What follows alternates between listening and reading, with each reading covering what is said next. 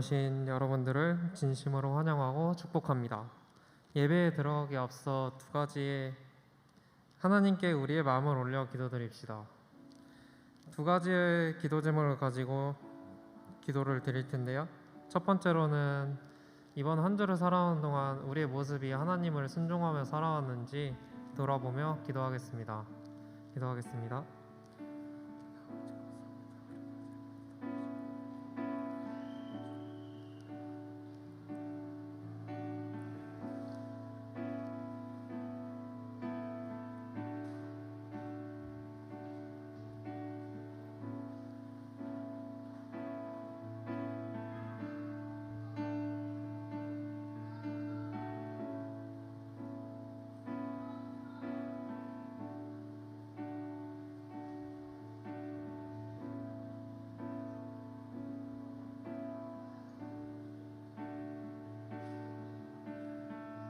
두 번째로는 이번 여름 수련회를 위해 기도할 텐데요.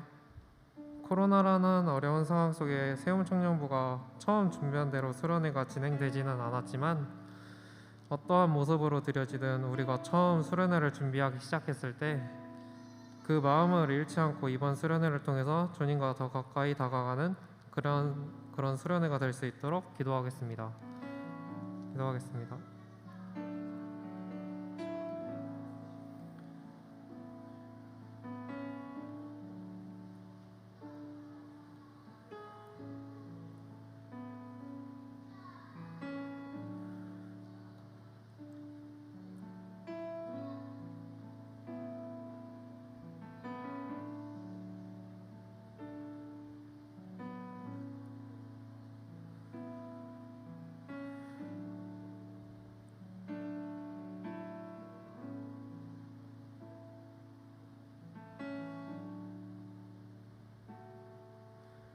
사랑과 은혜가 많으신 하나님 아버지, 우리가 이 어려운 상황 속에 예배를 드릴 수 있게 이 자리에 나올 수 있게 인도해 주심에 감사드립니다. 이것이 주님의 은혜임을 알게 하시어 이 시간에는 우리의 모든 것을 내려놓고 온전히 주님 앞에 나아가기를 원합니다.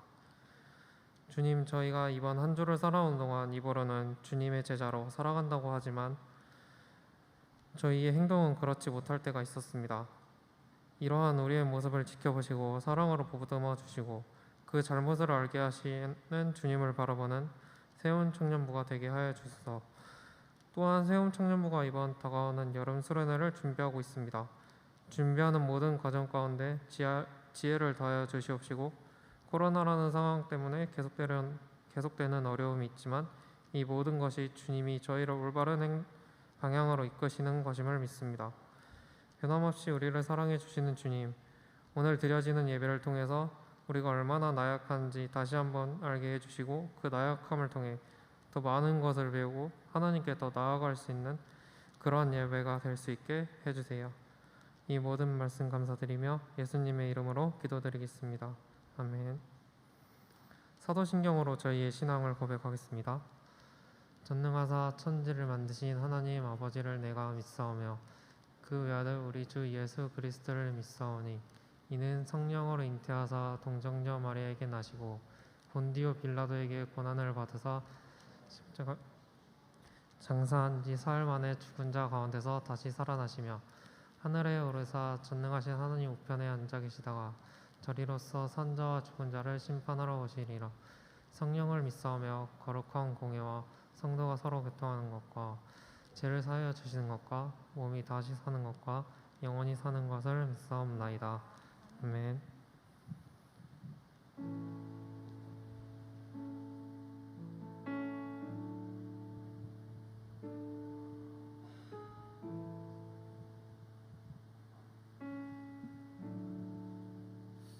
다 함께 아멘으로 화답해 주시겠습니까?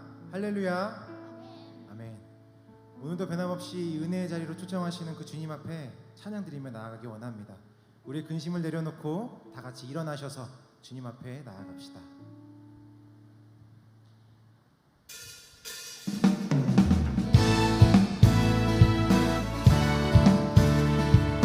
우리 함께 기쁘게 박수 치면서 찬양하며 나아갑시다.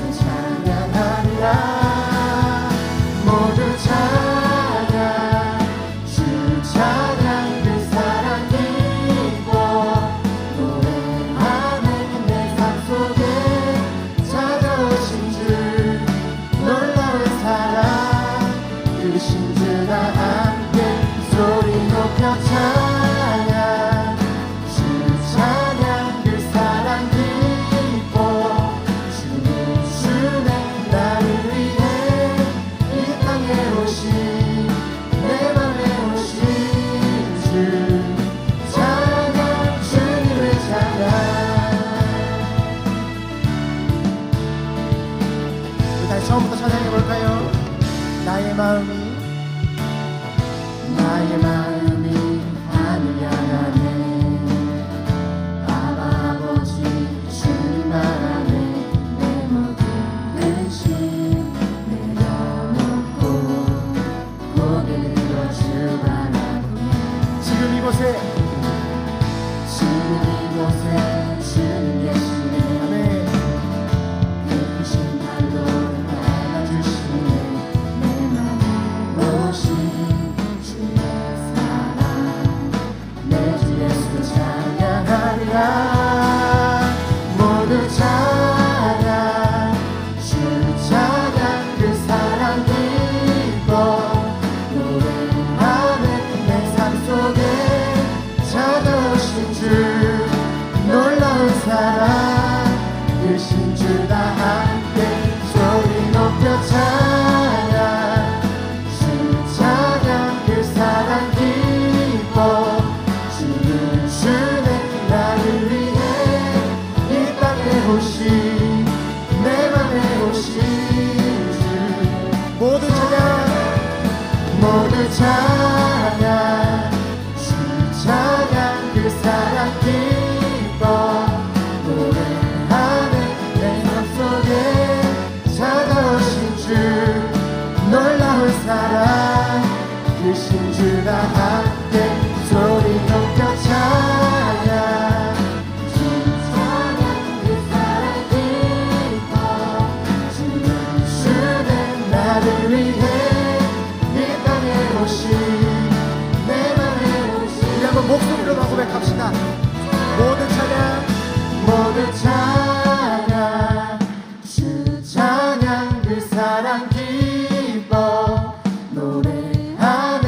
내 삶 속에 찾아오신 주 놀라운 사랑 크신 주 다 함께 소리 높여 찬양 주 찬양 그 사랑 기뻐 주네 나를 위해 이 땅에 오신 내 맘에 오신 찬양 찬양 주님을 찬양.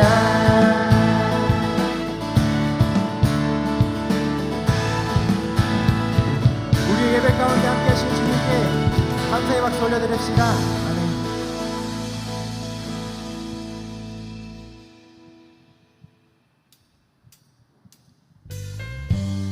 우리 함께 이 찬양을 고백하실 때 믿음으로 승리케 하시는 주님을 더욱 의지하며 나아가기 원합니다.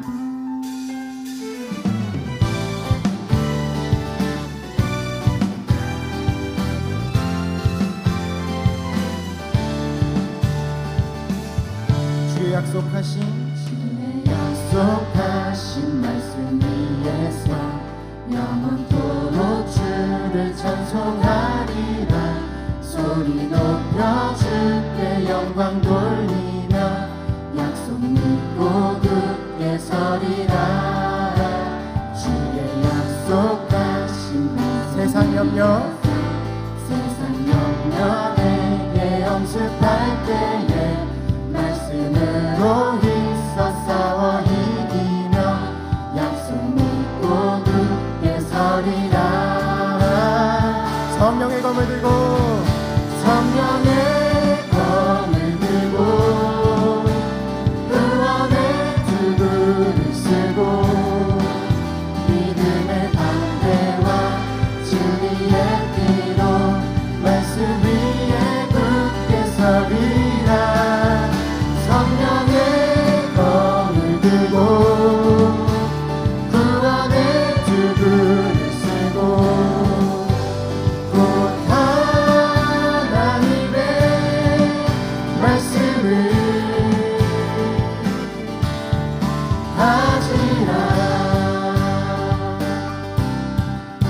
이번엔 3절 4절로 고백합시다. 주의 약속하신 주의 약속하신 말씀 영원하신 주의 사랑 힘입고 성령으로 힘써 싸워 이기며 약속 믿고 굳게 서리라. 주의 약속하신 성령 인도하는 대로 성령 인도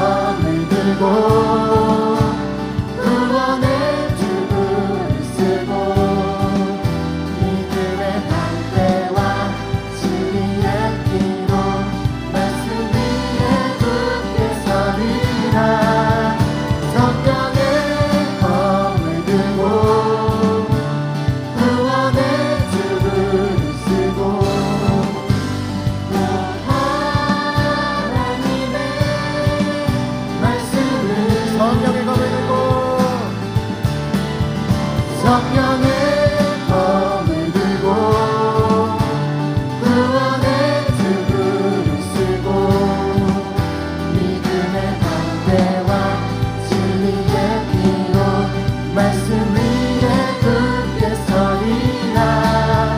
성령의 검을 들고 구원의 투구를 쓰고 하나님의 말씀을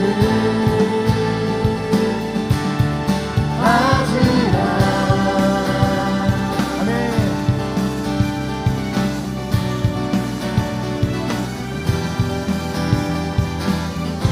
이 세상을 살아가는 우리 가운데 믿음으로 승리하겠다는 결단을 우리 함께 선포하며 나아갑시다.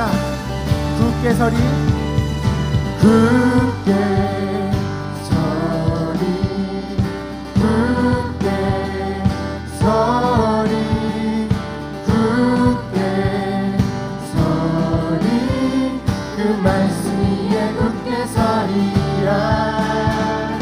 굳게 서리 굳게 서리 굳게 서리 그 말씀 위에 굳게 서리. 굳게 서리 굳게 서리 굳게 서리 굳게 서리 그 말씀 위에 굳게 서리라.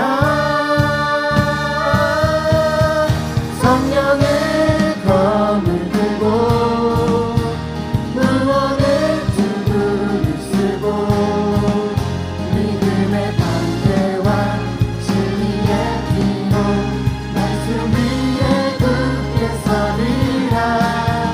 성령의 검을 들고 구원의 투구를 쓰고 곧 하나님의 말씀을 한 번 더 성령의 검을 들고 성령의 검을 들고 구원의 투구를 쓰고 믿음의 방패와 진리의 피로 말씀 위에 굳게 서리라.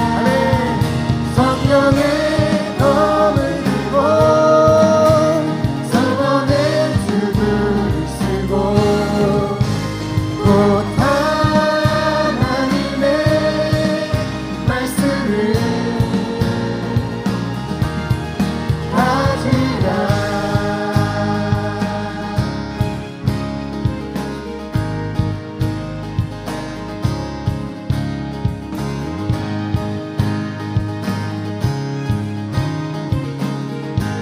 우리를 믿음으로 세워가신 주님께 감사하여 주시다. 아멘.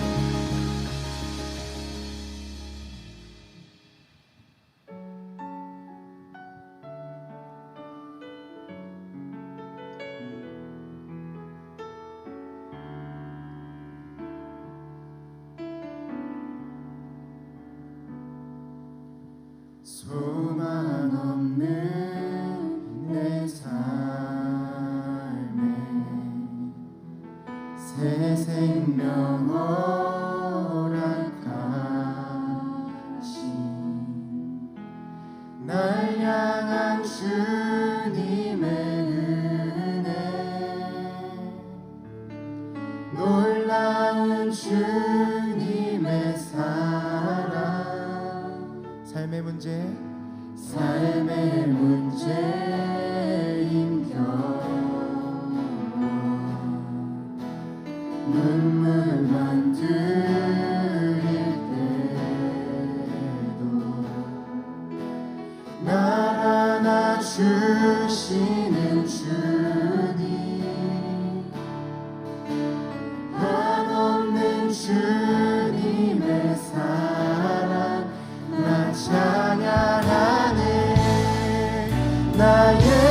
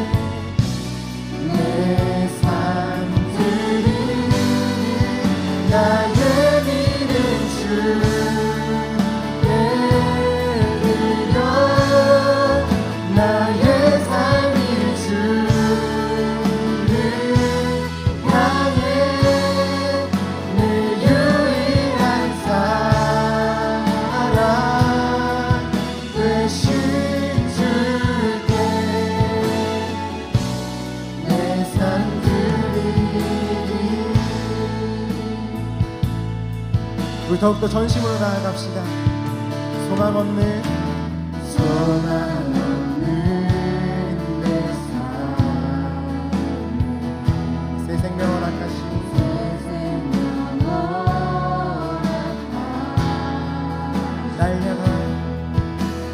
날 향한 주님의 은혜,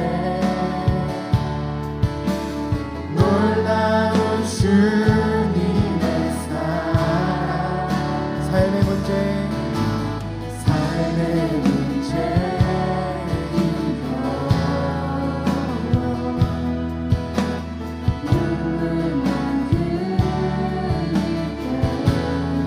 날 안아주시는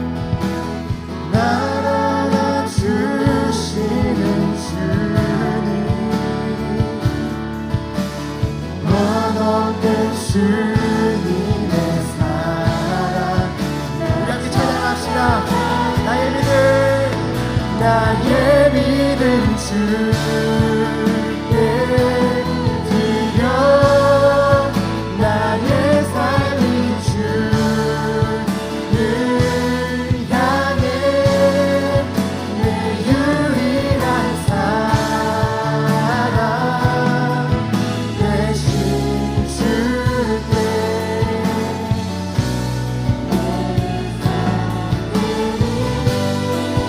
나의 믿음 주께 드려, 나의 삶이 주를 향해 내 유일한 사랑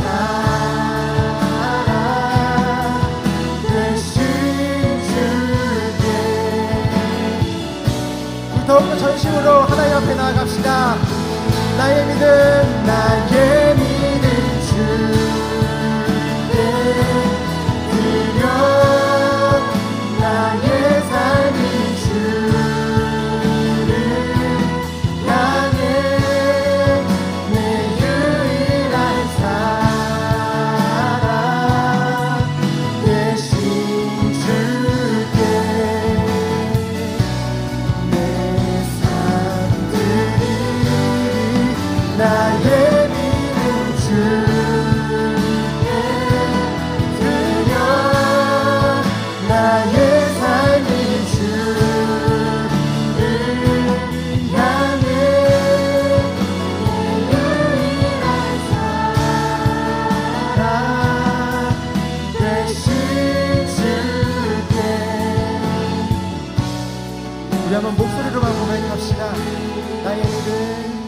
나의 믿음 주께 드려, 나의 삶이 주를 향해 내 유일한 사랑 되신 주께 내 삶 드리리. 나의 믿음 주께 드려, 나의 삶이 주를 향해 내 유일한 사랑 되신 주께 내 삶 드리리.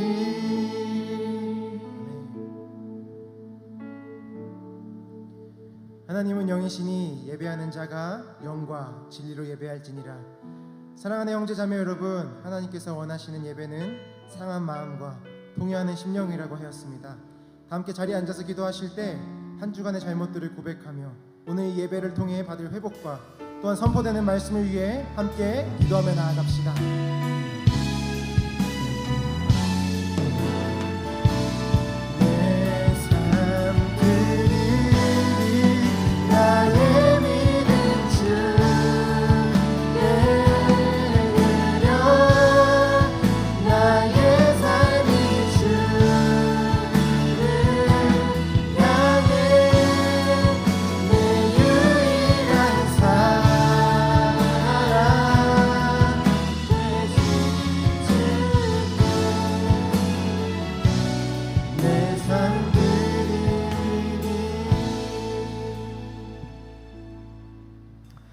하나님 아버지, 오늘도 우리를 예배의 자리로 인도해 주심에 감사합니다.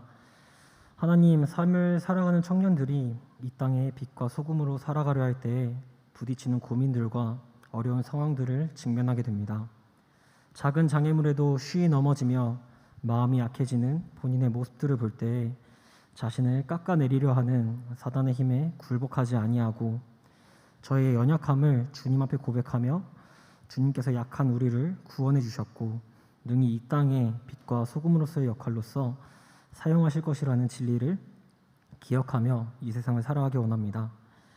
주님, 여전히 진행되고 있는 코로나19 상황에 대해서 기도합니다. 이 질병을 둘러싼 너무나 많은 이야기들이 하루가 다르게 갱신되어 저의 삶을 휘두르고 있는 작금의 상황에서 모여서 예배를 드릴 수 있는 상황이 안정되어지지 않고 있는데 무엇보다도 청년들의 안전과 예배에 대한 열정이 사그라들지 않기를, 그리고 풀어진 마음을 가진 청년들이 있다면 예배에 대한 감사와 감격이 회복되는 은혜를 부어주세요. 주님, 이제 코앞으로 다가온 여름 수련회를 위해 기도합니다. 계획하였던 대로 저희가 진행을 하지 못하게 되었지만 주님, 지금의 이 상황이 주님께서 예비하신 가장 좋은 상황이라는 사실을 기억하며 부디 마음이 식어가지 아니하고 온라인 또는 오프라인으로 진행되는 프로그램 가운데서 은혜가 가득한 수련회 될 수 있도록 인도해 주세요. 또 마지막으로 저희 세움 청년부를 위해 헌신하고 있는 센터장 그리고 대표단들을 위해 기도합니다.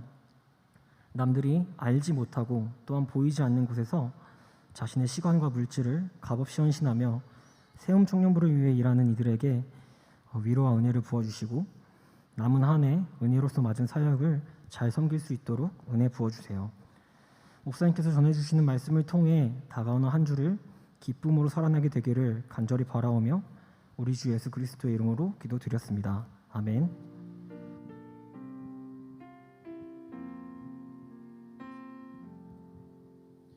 다 함께 찬양하시면서 준비하신 예물 하나님께 드리겠습니다.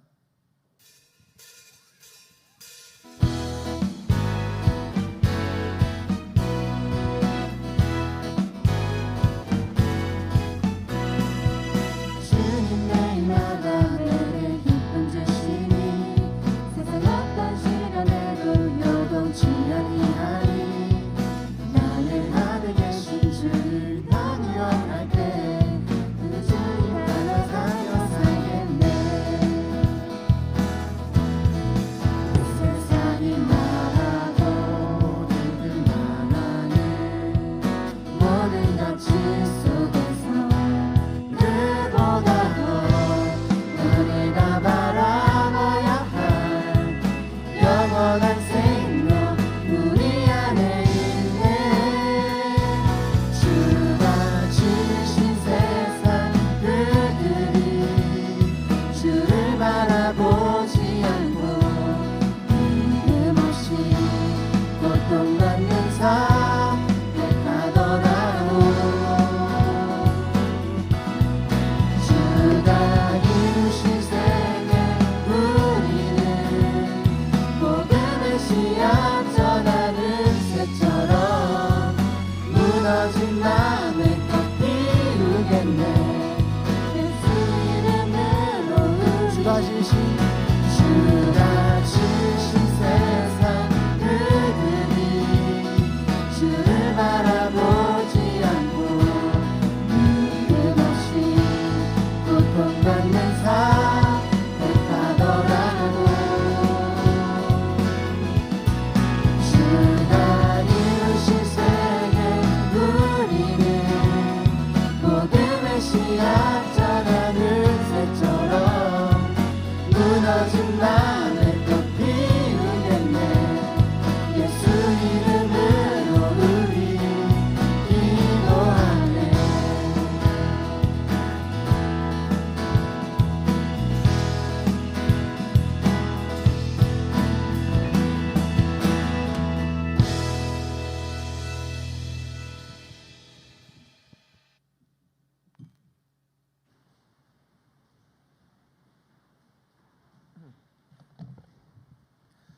네, 광고 말씀드리도록 하겠습니다.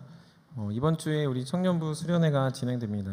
광고에는 시간이 잘못 나갔는데 금요일, 토요일 8시부터 대략 10시까지 우리가 온라인 그리고 오프라인으로 진행하려고 합니다. 그래서 청년들 참여할 수 있으신 분들은 우리 함께 예배에 나오셔서 예배 드리시고, 또 온라인으로도 우리가 유튜브로 송출되니까 우리 함께 그 시간들을 하나님 앞에서 예배하며 교제하는 시간이 되기를 소망합니다.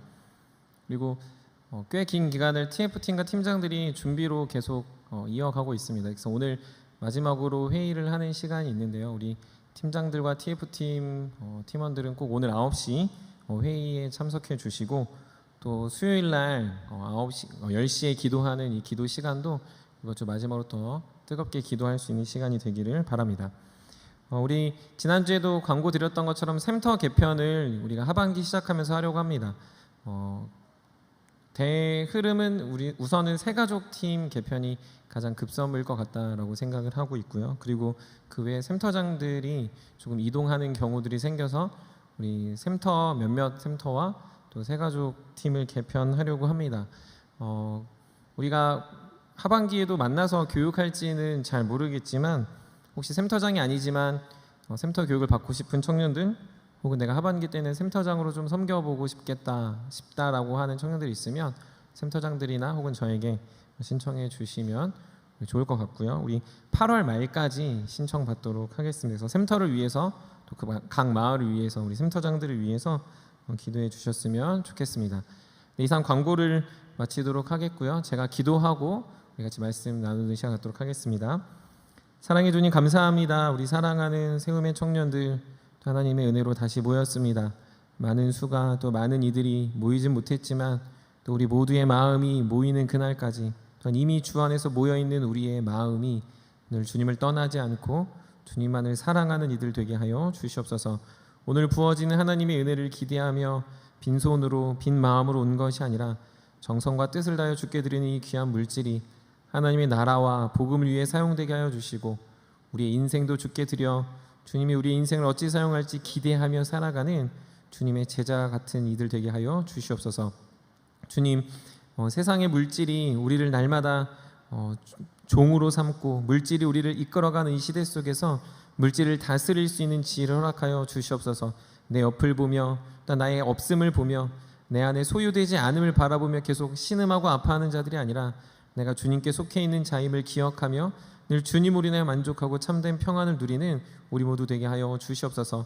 그래서 나로 인하여 많은 이들이 흘려가는 하나님의 그 통로가 되게 하여 주시고, 나로 인하여 시작되는 하나님의 은혜의 통로되어 하나님의 사람들이 더 풍족해지고 유익을 누릴 수 있는 귀한 일들도 꿈꾸게 하여 주시옵소서. 많은 청년들이 함께 또 미라클 사역들을 감당하고 있습니다. 주님, 미라클 펀딩의 사역 가운데 더욱더 필요한 것에 흘러갈 수 있도록 주님 지혜를 더하여 주셔서 청년들의 필요들이 주님의 하늘로부터 공급되어진 은혜가 어떠한 것인지를 공동체에서 발견케 하여 주시옵소서. 주님, 오늘 또한 귀한 목사님을 통하여 말씀 듣습니다. 우리 모두 함께 기뻐하게 하시고 그 말씀이 우리의 삶의 기준이 되는 복된 시간 되게 하여 주시옵소서. 감사드리며 우리 구주 예수 그리스도의 이름으로 기도드립니다. 아멘. 우리 함께 볼 하나님 말씀은 사도행전 14장 8절부터 28절까지 말씀입니다. 사도행전 14장 8절부터 28절까지 말씀. 저 여러분들이 한 절씩 교독하도록 하겠습니다. 루스드라에 발을 쓰지 못하는 한 사람이 앉아 있는데 나면서 걷지 못하게 되어 걸어본 적이 없는 자라. 바울이 말하는 것을 듣거늘 바울이 주목하여 구원받을 만한 믿음이 그에게 있는 것을 보고 큰 소리로 이르되 내 발로 바로 일어서라 하니 그 사람이 일어나 걷는지라. 무리가 바울이 한 일을 보고 루가오니아 방언으로 소리질러 이르되 신들이 사람의 형상으로 우리 가운데 내려오였다 하여 바나바는 제우스라 하고 바울은 그 중에 말하는 자이므로 헤르메스라 하더라.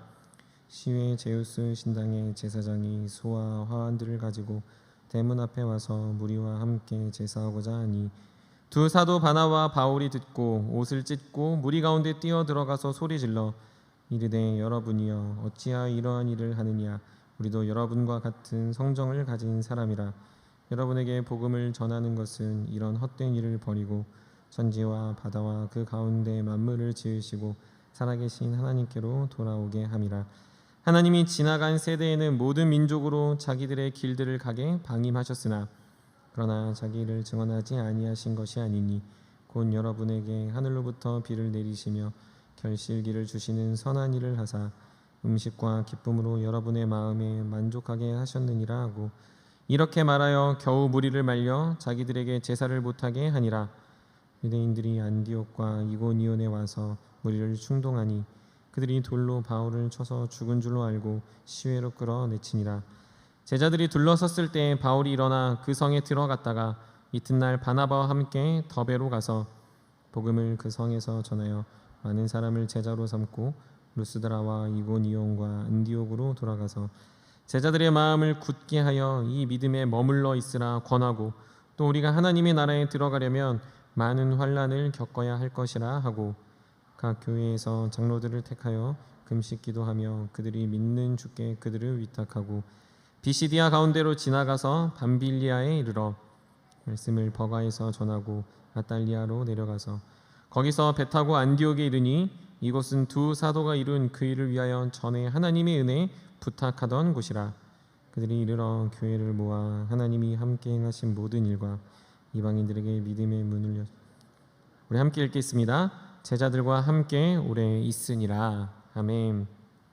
오늘 말씀을 전해주신 목사님은 우리 8월 첫 주에 말씀 전해주신 은혜동산교에서 지금 부목사로 우리 사역하고 계신 박유한 목사님이십니다. 오늘 특별히 우리가 7월 중순부터 노찬희 전도사님부터 시작해서 지금까지 여름 선교 수련회를 준비하며 선교사님들, 우리 전도사님, 이제 목사님을 통해서 계속 듣고 있는 메시지가 분명하다라고 생각합니다. 오늘도 그 마지막 시간으로 청년들이 큰 도전 받고 우리의 삶이 변화되고 하나님의 제자 같은 자들이 되는 복된 시간 되길 소망합니다. 오늘 목사님이 나오실 때 더 우리와 같은 박수로 맞이했으면 좋겠습니다.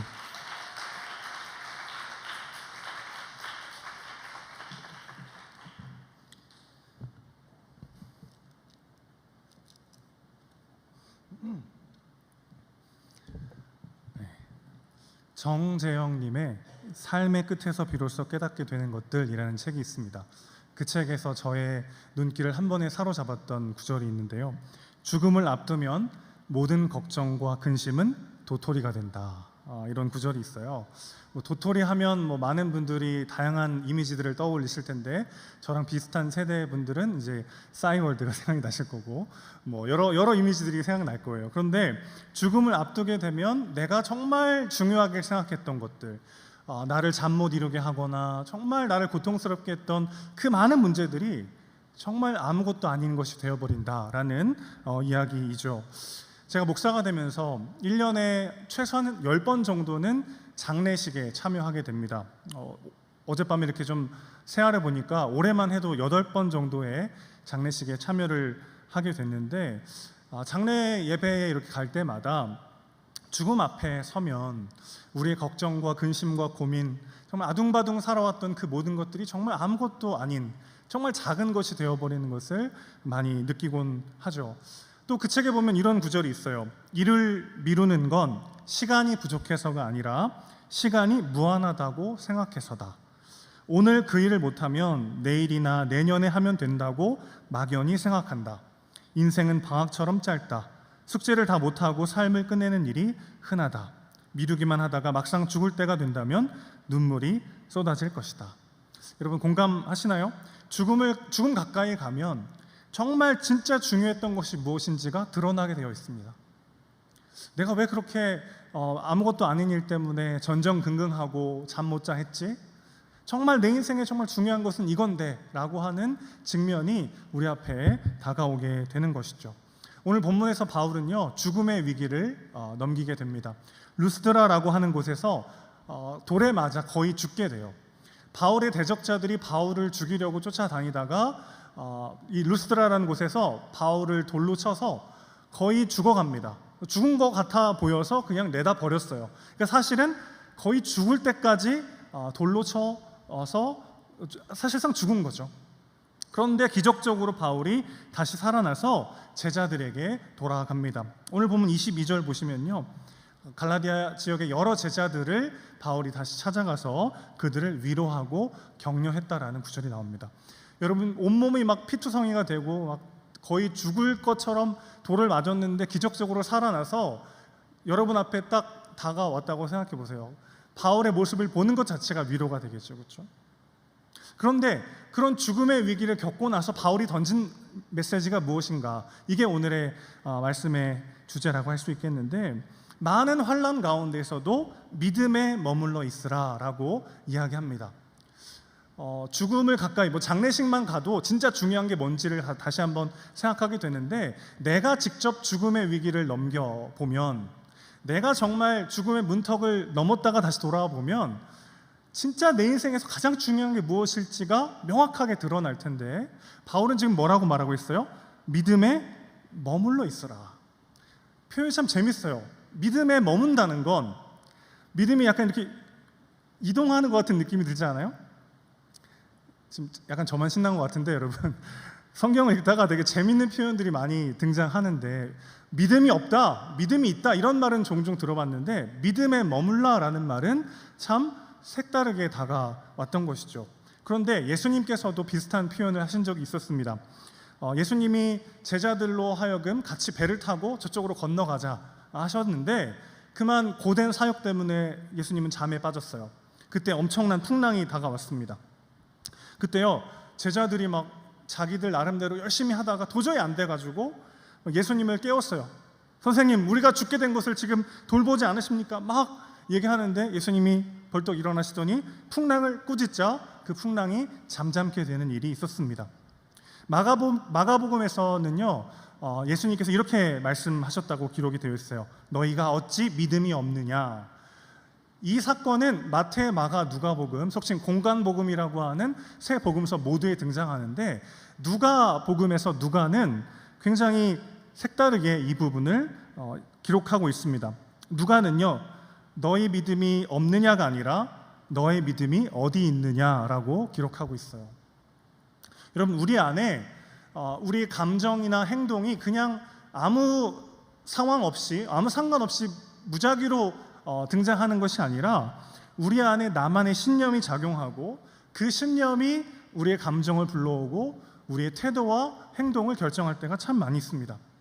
예수님과 함께 해도 풍랑이 우리를 집어삼키고야 말 것이라는 강한 확신이 있어야만 예수님을 배에 태우고서도 두려워할 수 있죠. 무슨 말인지 이해되세요? 예수님도 이 상황은 어쩔 수 없어 라고 하는 강한 믿음이 있어야만 두려워할 수 있습니다. 그러니까 여러분, 지금 제자들은 믿음이 없는 건가요? 아니면 믿음이 있어야 할 곳이 아닌 다른 곳에 믿음이 있는 건가요? 지금 제자들은 분명한 믿음의 사람들이에요. 그러나 그 믿음이 예수님께 머물러 있지 않았고 눈앞의 풍랑에 그들의 믿음이 있었다는 것입니다. 누가의 기록에 의하면 두려워 떨고 있는 제자들을 보시고 예수님이 믿음이 없구나라고 말씀하신 게 아니라 너희의 믿음이 어디 있느냐라고 묻고 계신 것이죠. 마가와 누가 둘 중에 한 사람만 맞는 것이 아니라 다른 강조점이 이 본문에 담겨 있는 거죠. 제자들은 분명 믿음이 없지 않았어요. 그들은 분명 무언가를 굳게 믿고 있었습니다. 제자들 중에는 어부 출신들이 많았잖아요. 그들이 보기에도 보도 듣도 못한 돌풍이 몰려오는 것을 보면서 그들은 직감했습니다. 우린 다 죽었구나. 그리고 그들의 어부로서의 경험과 지식은요, 다른 제자들에게도 흔들리지 않는 확실한 믿음을 불어넣어 주기에 충분했습니다. 그들은 돌풍을 바라보면서 굳게 믿었어요. 우린 다 죽었구나. 그래서 제자들은 예수님께 울부짖습니다. 예수님을 깨웁니다. 그리고 흔들리지 않는 굳건한 믿음으로 소리칩니다. 우리가 죽겠나이다. 다시 한번 강조하고 싶어요. 여러분, 제자들의 믿음이 없는 게 아니고 예수님께 없었다는 것입니다. 그들의 믿음이 있어야 할 자리에 있지 않고 다른 것을 믿으며 나아갔다는 것이죠. 그럴 때 그들의 마음속에 엄청난 풍랑과 두려움이 다가오더라는 것입니다. 우리 삶 속에도 종종 광풍이 몰려올 때가 있어요.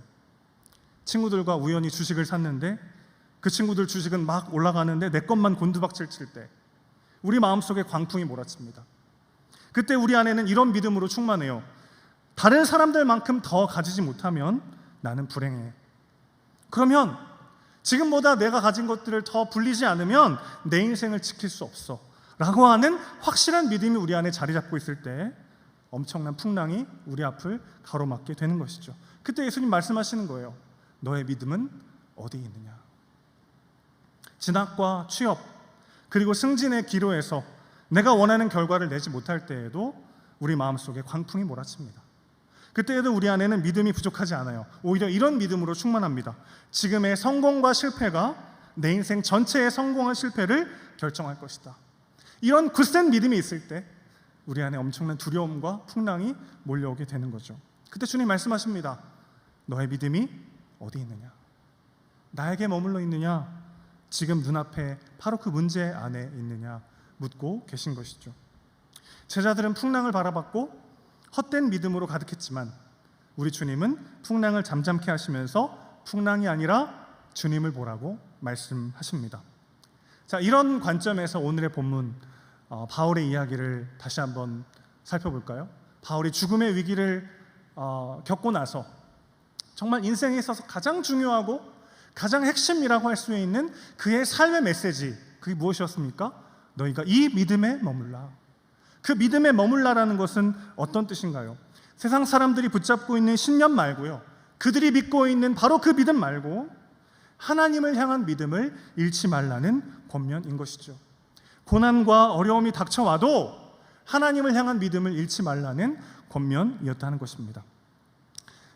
여러분, 믿음의 진공 상태는 존재하지 않아요. 우리는 늘 무언가를 믿으며 살아갑니다. 내 안에 어떤 신념이 감정을 불러오고 그 감정이 우리의 태도와 행동을 결정하게 마련입니다. 그래서 고난 앞에서 우리는요, 하나님의 말씀과 하나님이 행하신 일들을 믿는 믿음에 머물러 있는지를 돌아봐야 하는 것이죠. 나도 모르는 사이에 내 안에 전혀 다른 믿음이 들어와서 하나님을 향한 믿음 말고 다른 신념들을 내 안에 붙잡아 살아가는 경우가 참 많이 있더라는 것이죠. 그럴 때 여지없어요. 내 앞에 몰아치는 그 풍랑 앞에 두려움과 절망에 빠질 수밖에 없게 되는 것이죠. 자, 그럼 세상 사람들이 믿는 믿음이라는 게 대체 뭘까요? 우리의 믿음이 예수 안에 머물러 있어야 하는데 예수 안에 머물러 있지 않고 세상에 나의 믿음이 있다라는 것을 어떻게 우리가 알 수 있을까요? 다양하게 이야기할 수 있겠습니다만은 세상 사람들이 믿는 믿음, 크게 세 가지를 정리해 보고자 합니다. 첫 번째는 내가 가진 것이 곧 나다라는 믿음이에요. 예수 없는 사람들은 어떤 믿음을 가지고 산다고요? 내가 가진 소유가 곧 나 자신의 가치를 결정한다는 겁니다. 여러분, 자동차 탈 때 승차감이란 말 들어보셨죠? 승차감. 이렇게 편안하고 안정적인 어떤 운행 그런 이렇게 느낌을 주는 좋은 차, 뭐 이런 뜻일 텐데 하차감이라는 말도 있더라고요. 들어보셨어요? 하차감. 승차감만 있는 게 아니고 차를 내릴 때 누군가가 나를 바라봐주는 그 부러움과 존중의 어떤 눈빛들, 그런 하차감도 되게 중요하다, 이런 말이 있는데 사실 세상은 내가 가진 것이 무엇이냐에 따라서 나에 대한 태도와 존중이 달라지죠. 그래서 세상 사람들은 이 믿음을 굳게 붙잡고 있습니다. 내가 가진 것이 곧 나다. 내 연봉이 곧 나고 내가 가진 학벌이 곧 나고 내가 소유한 그 무언가가 곧 나의 삶을 지켜줄 것이라는 확고한 믿음 안에 있는 것이죠. 그런데 이런 믿음으로 사는 사람은요, 결국 더 많이 가지기 위해서, 그리고 내가 가진 것을 지키기 위해서 살아가게 되더라는 거예요. 그런데 자기 것을 지키기 위해서 사는 사람은 나누기 위해서 사는 사람을 이길 수 없습니다. 한번 따라해 주시겠어요? 소유를 위해 사는 자는 사명을 위해 사는 자를 이길 수 없다. 오늘 본문에서 유대인의 회당을 돌아다니면서 바울이 전도했더니 복음을 듣고 수많은 사람들이 회심하여 예수께로 돌아오는 일들이 벌어졌습니다. 그러자 바울에게 막 악감정을 품도록 유대인들이 막 조종하기 시작했어요. 그들은 자기들이 가진 기득권을 빼앗길까 봐 전전긍긍하고 있습니다. 그래서 바울이 가는 곳곳마다 사람을 보내가지고 바울을 감시하고 바울을 방해하고 바울을 모략했어요. 그들은 회당 안에서의 자신들의 영향력과 기득권을 지키는데 급급했던 사람들이죠. 이런 사람들은 예수님 때도 있었습니다.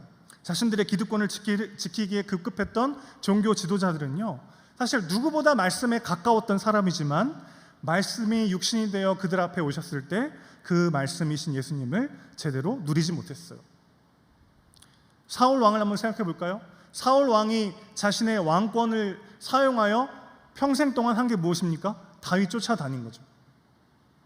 왜 그렇습니까? 자기의 왕권을 빼앗기지 않기 위해서, 내가 가진 것을 지키기 위해서. 내 이 왕위라는 이 자리가 곧 나다, 내가 소유한 이 왕권이 곧 나다라고 하는 그 가치대로 살아갈 때 내가 가진 것을 빼앗기지 않기 위해서 살아가는 삶이 되고, 그런 사람들의 삶은 비참할 수밖에 없다는 거예요. 내가 가진 것조차도 제대로 누리지 못하는 삶을 살아가게 되더라는 것이죠. 반면 바울을 한번 볼까요? 돌에 맞아 거의 죽어갔어요. 기적적으로 다시 살아났습니다. 그런데 그는 어떤 삶을 살았습니까? 오늘 1절 보면은 이고니온이라는 곳에 복음을 전하러 들어가요. 허다한 무리가 예수의 복음을 듣고 돌아왔습니다. 아까 말씀드렸듯이 유대인들이 막 시기하면서 바울과 바나바를 모함하기 시작했어요. 그런데 오늘 본문 다 읽진 않았습니다만은 앞부분을 잘 보시면 이미 바울과 바나바가 전한 복음을 듣고 회심했던 사람들이 굉장히 많았어요.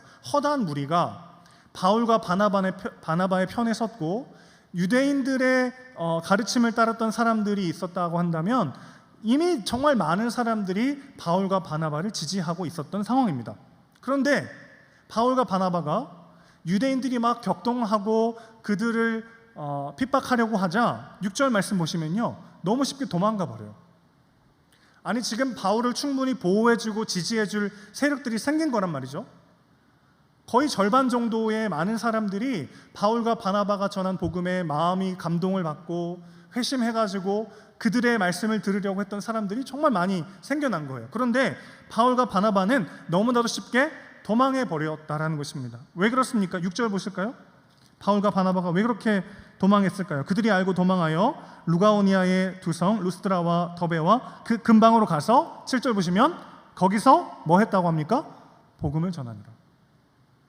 내가 가진 기득권, 나의 명성, 내가 지금까지 쌓아왔던 그 모든 것들을 지키기 위한 삶을 살아가면 그것조차 제대로 누리지 못해요. 이걸 빼앗기진 않을까 하는 두려움과 절망이 찾아와서 어떻게 해서든지 그걸 지키려고 살아가다가 오히려 그것들을 누리지 못하는 삶을 살아가는데, 바울은 소유가 아니라 사명을 위한 삶을 살아가고 있다는 거예요. 바울 편에 서줄 사람들이 많아졌고 충분히 자신을 모욕하는 사람들에 대해서 반박하고 싸울 수 있었음에도 불구하고 자신의 평판, 기득권을 지킬 수 있었던 바울임에도 불구하고 그는 그 자리를 피해버립니다. 왜죠? 복음을 전하기 위해서. 20절 말씀 보시면 죽음의 위기를 겪었던 그 루스드라에 다시 들어가요. 남자 형제들 그 군대에 갔다 오면 그쪽 다시 가고 싶어요, 안 가고 싶어요? 주변도 안 가고 싶다 이런 말 얘기 많이 하는데 바울은 지금 죽다 살아났던 그곳을 저벅저벅 걸어가고 있습니다. 돌 맞아 죽었다가 살아나는 곳으로 다시 들어가고 있어요. 재산은커녕 목숨까지 잃을 뻔했다가 겨우 살아났던 그곳으로 왜 들어갑니까? 21절 보시면 또 복음을 전하기 위해서. 그러니까 바울은 지금 무엇을 위해 살아가고 있어요? 내가 가진 것을 지키기 위해서가 아니라 하나님이 나에게 주신 사명을 감당하기 위해서 살아가고 있다는 것이죠. 소유를 위한 삶을 사는 사람들은 절대 예측할 수가 없습니다. 절대 이해할 수도 없는 선택을 바울이 계속하는 거죠. 그래서 내 것을 지키기 위해서 사는 사람들은 사명을 위해 사는 사람들을 절대 감당할 수가 없는 것이죠. 여러분, 하나님께서 여러분을 너무나도 사랑하십니다. 믿으십니까? 그런데 하나님이 나를 정말 사랑하신다고 하셔놓고는 왜 나에게 이러이러한 것들을 주지 않으셨을까? 그런 생각이 들 때가 있잖아요. 사랑하면 주고 싶잖아요, 자꾸. 그렇죠? 나한테 있는 것들을 막 다 아낌없이 퍼주고 싶은데 하나님이 나를 그렇게 사랑한다 하면서도 왜 나에게는 이러이러한 것들을 주지 않으셨는가? 그런 생각이 들 때가 있어요. 그런데 하나님께서 우리를 살리시기 위하여 지불하신 대가가 무엇이었습니까? 예수 그리스도의 목숨값이었죠. 그 부르심의 무게, 그 부르심의 영광, 그 가치를 깨닫는 우리 모두가 되시기를 주님의 이름으로 축원합니다. 이게 무슨 뜻이냐면요, 우리가 그냥 80년, 100년 잘 먹고 잘 살기 위해서 부름받은 존재가 아니더라는 거예요. 영원으로의 부르심이라는 거죠. 하나님께서 우리를 부르신 것은 그냥 먹고 살기에 걱정할 것이 없을 만큼 풍족하게 80년, 100년 잘 먹고 잘 살기 위한 그 정도 수준을 위해서 우리를 부르신 것이 아니라 영원의 가치로 저와 여러분을 부르신 줄로 믿습니다.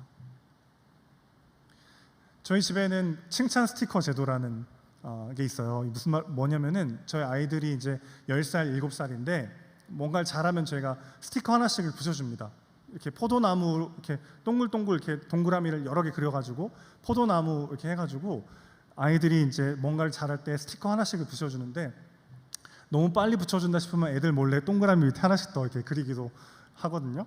근데 그러다가 이제 칭찬 스티커가 다 모아져가지고 장난감을 사고 싶은 거 마음대로 고르라고 하거든요. 그러면 아이들이 막 신나가지고 고르는데 약간 좀 마음에 두려움이 있죠. 얘네가 너무 비싼 거 고르면 어떡하나 그런 마음이 있는데 어제 저녁에 아이들이 이제 드디어 칭찬 스티커를 다 모았어요. 그래가지고 막 그 자기들이 그토록 원하던 장난감들 막 고르는데 긴장하는 마음으로 딱 봤더니 가격을 봤더니 뭐 12,000원, 뭐 8,700원, 뭐 그 정도인 거죠. 그 막 그런 장난감 이렇게 사주고 나면 아이들이 막 너무 기뻐해요. 막 그 10,000원도 안 되는 8,000원, 9,000원 뭐 비싸봐야 10,000원, 20,000원 하는 그런 장난감 가지고 막 너무 만족해하고 너무 즐거워하는 거죠. 그 모습이 너무 참 순수하기도 하고 사랑스럽고 참 너무 감사하더라고요. 그런데 지금 나이가 10살이어서 10,000원짜리 갖고 행복하니까 그게 순수해 보이고 사랑스럽지, 아이가 20살이 되고 30살이 되고 40살이 됐는데 아빠 저 10,000원짜리 장난감 사주세요. 그래서 사줬더니 막 즐거워하고 기뻐하면 제 마음이 어떨까요? 넌 참 애가 되게 수수하고 절약정신이 투철하고 뭐 그럴까요? 너무 비참하죠. 너무너무 안타깝죠. 여러분, 하나님이 예수 그리스도를 우리를 살리자고 죽이신 분이신데, 우리를 살리기 위하여 예수의 목숨값을 바치신 분인데 나에게 주지 않은 그 무언가가 뭐가 그리 중요하겠습니까? 정말 그게 우리를 행복하게 하고 정말 그게 우리를 구원할 수 있다면 아마 돈다발에 깔려 죽도록 하나님 우리에게 내려주셨을 거예요. 그러나 우리를 향한 하나님의 부르심은 이 땅 가운데 그저 80년, 100년 잘 먹고 잘 살기 위한 부르심이 아니라는 것을 기억하셔야 합니다. 그것보다 훨씬 더 영광스럽고 영원한 부르심이라는 것을 기억하시길 소원합니다. 적응성 편견이라는 말이 있어요. 이게 뭐냐면 우리가 어떤 우리 자신의 적응력이나 대처 능력을 과소평가하는 반면에 어떤 일이 인생에 미칠 안 좋은 영향을 과대평가하는 경향이 있다는 거예요. 무슨 말이냐면은 우리가 무언가를 더 가지거나 잃게 됐을 때 생각보다 빨리 적응한다는 거예요. 근데 우리는 그거를 인지하지 못한다는 겁니다. 예를 들어서 더 좋은 그 제품을 샀어요. 여러분이 막 원하는 좋은 제품을 샀어요. 그럼 그 제품이 주는 기쁨은 언제가 최대치죠? 택배 아저씨가 집에 신방 오셨을 때, 그렇죠? 띵동 하는 그 순간 뭔가 새로운 걸 샀을 때 기쁨이 제일 커요. 그러다가 그 기쁨은 어떻게 됩니까? 굉장히 빨리 사그라들죠, 그렇죠? 그러니까 무언가 더 많은 것을 가지고 물질적인 무언가를 소유했을 때 우리가 그 환경에 굉장히 빨리 적응한다는 거예요. 반면에 무언가를 잃거나 내가 원하는 것을 상실했을 때의 두려움도 생각보다 빨리 적응한다는 거예요. 그러니까 물질적인 것에 있어서 사람은요, 우리의 두려움보다 혹은 우리의 기대보다 훨씬 더 빨리 그게 아무렇지도 않은 것이 되어버리더라는 것입니다. 그러니까 여러분, 남들만큼 더 가지지 못할까 봐 두려워하는 비참한 인생 되지 않기를 주님의 이름으로 축원합니다. 그저 80년, 100년 잘 먹고 잘 사는 인생, 그렇게 먹다 죽는 인생이 되는 것을 오히려 더 두려워하는 우리가 되길 소원해요. 하나님은 고작 그런 존재로 여러분을 부르지 않았어요. 영원 속에 하나님의 나라를 이 땅 가운데 선포하는 하나님 나라의 대사로 여러분을 세우셨습니다. 그러면 그 사명을 가지고 내가 살아간다고 한다는 것은 내 현실을 전혀 다른 눈으로 보게 된다는 뜻인 거죠. 여러분 눈앞에 두 사람의 거지가 있다고 한번 생각해 봅시다. 한 사람은 진짜 정통 거지고요, 한 사람은 암행어사예요. 두 사람이 똑같은 것을 먹고 똑같은 옷을 입고 똑같이 구걸한다고 할지라도 두 사람의 하루는 전혀 다르죠. 여러분이 내가 얼마나 더 많은 것을 소유했냐로 내 삶을 평가하는 것이 아니라 하나님이 나에게 주신 사명, 나이기 때문에 감당할 수 있는 바로 그 사명을 위하여 살아갈 때 여러분의 있음과 없음은 전혀 다르게 해석될 것입니다. 더 있어서 행복한 그 얄팍한 우월감에 빠져서 끊임없이 더 많은 것을 소유하려고 하는, 내가 가진 것을 지키려고 하는 비참한 인생이 되지 않을 것이고요, 내가 무언가 더 없기 때문에 열등감에 빠져서 내 삶을 제대로 누리지 못하는 비극에 빠지지 않으려면 하나님께서 여러분을 고작 그 수준으로 부르지 않았다는 것을 기억하셔야 합니다. 여러분 지금 여러분의 있음과 없음을 어떻게 해석하고 있어요? 무언가가 더 있다면 그것을 통하여 흘려보내고 그것을 통하여 섬기라는 하나님의 부르심입니다. 무언가가 없다면요, 나의 곁을 내어주어서 함께 하나됨을 이뤄가라는 또 다른 방식의 부르심이에요. 그러니까 하나님의 부르심 앞에 여러분의 있음과 없음이 전혀 다르게 해석되더라는 것이죠. 다시 한번 강조하고 싶습니다. 우리는 소유를 위해 살아가는 사람들이 아니에요. 사명을 위해 살아가는 사람들입니다. 나의 있음과 없음이 내 인생을 결정할 수 없어요. 하나님이 여러분에게만 부여하신 바로 그 사명이 여러분의 삶을 결정할 줄로 믿습니다. 풍랑이 막 몰려올 때 나의 믿음이 어디에 머물러 있는가를 돌아보셔야 합니다. 내가 가진 것이 곧 나야 라고 하는 세상적 믿음 안에 머물러 있지 않고, 하나님, 나는 소유를 위한 삶이 아니라 사명을 위한 삶으로 부름받았습니다. 그 믿음으로 예수님 안에 머무는 우리 모두가 되시기를 주님의 이름으로 축원합니다. 두 번째 신념은요, 내가 듣는 평가가 곧 나다라는 평가의 신념이에요. 세상 그 누구도 나는 다른 사람들이 나를 어떻게 생각하는지 전혀 관심 없어요 라고 말할 수 있는 사람은 아무도 없어요. 사실 정말 다른 사람이 나를 어떻게 보는지를 신경 쓰지 않는 사람은 굳이 그런 말을 할 필요도 없습니다. 그런데 우리 모두는 사실 다른 사람과의 관계와 다른 사람의 인정과 사랑 속에서 나를 인식해요. 내가 어떤 존재인지는 사실은 누군가가 나를 어떻게 평가하느냐에 따라서 인식하게 되어 있더라는 거죠. 그렇기 때문에 저 사람이 너를 사랑하지 않으면 너는 비참해, 저 사람이 너를 인정해주지 않으면 너는 무가치해 라고 하는 세속적 믿음이 우리 안에 스며들 때가 되게 많다는 거예요. 그럼 어떻게 됩니까? 인정과 사랑에 점점 중독돼요. 중독이라는 게 뭐예요? 동일한 강도의 동일한 반응을 보이지 않는 거죠. 처음엔 이만큼만 사랑받아도 너무 행복했는데 다음부터는 더 큰 사랑과 더 큰 존중과 더 큰 인정을 받아야만 마음이 뿌듯해지죠. 반대로 아무리 많은 사랑을 받아도 아무리 많은 인정을 받아도 한 사람만 날 무시하면 견딜 수가 없어집니다. 더 많이 사랑받을수록, 더 많이 인정받을수록 누군가가 나를 인정하지 않으면 그 사람이 신경 쓰여요. 10사람이 나를 인정해도 한 사람이 무시하면 견디기 어려워요. 100명이 은혜 받아도 한 명이 저기서 졸고 있으면 잠이 안 와요. 이 중독이죠, 중독. 오히려 인정받으면 받을수록 누군가의 무관심을, 누군가의 무시를 견디기가 어려워집니다. 왜 그럴까요? 왜 이렇게 아무리 인정받고 사랑받아도 만족할 수가 없을까요? 내가 사랑받고 인정받아서 뿌듯함을 느끼고 있는 그 대상들은요, 사실은 내 인생을 결정할, 내 인생의 존재 가치와 삶의 의미를 규정할 대상이 아니기 때문이라는 거예요. 그들은 그럴 만한 존재가 되지 못하더라는 것입니다. 바울이 루스드라라는 곳으로 가서 나면서부터 걷지 못했던 사람을 고치게 됩니다. 15절에 보면 난리가 났어요. 바울과 바나바를 막 신처럼 떠받들려고 합니다. 나면서부터 한 번도 걸어보지 못한 사람을 일으켰던 이 사건이 루스드라 전체를 막 뒤흔들어 가지고 사람들이 와가지고 막 여기에 신들이 이 땅에 오셨다 그러면서 막 그들을 제사하려고, 그들에게 예배하려고 막 합니다. 그때 바울과 바나바가 옷을 찢으면서 이렇게 말해요. 우리도 너희와 성정이 같은 사람이다. 나나 너희나 똑같은 사람이다. 이러지 마라. 겨우겨우 뜯어 말려요.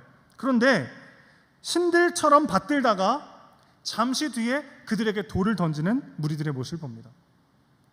똑같은 사람들이거든요. 좀 전까지만 해도 신이라고 막 떠받들다가 유대인들이 와가지고 또 바울과 바나바를 막 모함하니까 거기에 획해가지고 그들에게 돌을 던지는 게 이 루스드라의 사람들의 모습이었단 말이죠. 여러분이 누군가에게 인정받고 싶고 누군가에게 사랑받아야만 내 인생이 가치 있고 괜찮은 존재라고 여기고 있다면 그 인정과 갈망을 구걸하는 대상이 이런 존재들이라는 것을 기억하셔야 돼요. 좀 전까지 신처럼 막 떠받들다가 지금 당장 돌을 던질 수 있는, 정말 이리 흔들리고 저리 흔들리는 죄인, 그 부족한 존재들, 그들의 인정과 칭찬을 갈망하면서 거기에 내 인생을 걸지 않아야 된다는 것이죠. 내가 이렇게 하면 저 사람이 나를 어떻게 생각할까?